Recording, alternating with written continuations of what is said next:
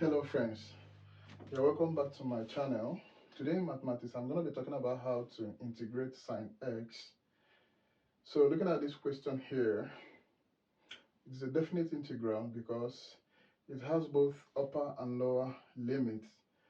So the question said we should evaluate integral sine x dx, upper limit pi over 2, lower limit 0. So I'm going to write solution here. Integrating sine x, whenever you want to integrate sine x, is going to be minus cos x plus integration constant.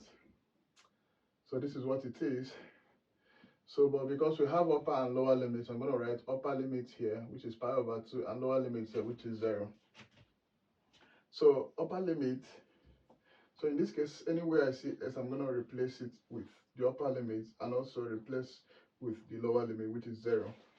So this is the same thing as minus cos pi over 2 plus c as integration constant minus, I'm going to put bracket again, minus cos 0. I will replace x with 0 also, then plus integration constant.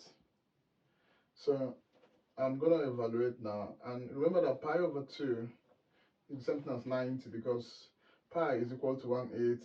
So this is the same thing as minus cos 180 over 2, which is 90, plus c. Then minus times minus, I'm going to open brackets. Minus times minus is plus. I'll write plus here. Then cos 0. Then minus times plus here is going to give me minus integration constant. So this is plus c minus c. There we go. So I'll now have minus cos 90 plus cos 0. Okay, cos 90 is something as 0. That's 0.4 something, approximately 0. So I'm going to write minus 0 plus, and if you check cos 0 in mathematics is 1, cos 0 is 1.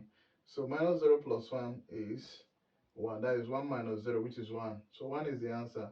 So the correct option is C. Thank you. Don't forget to subscribe to this channel for more.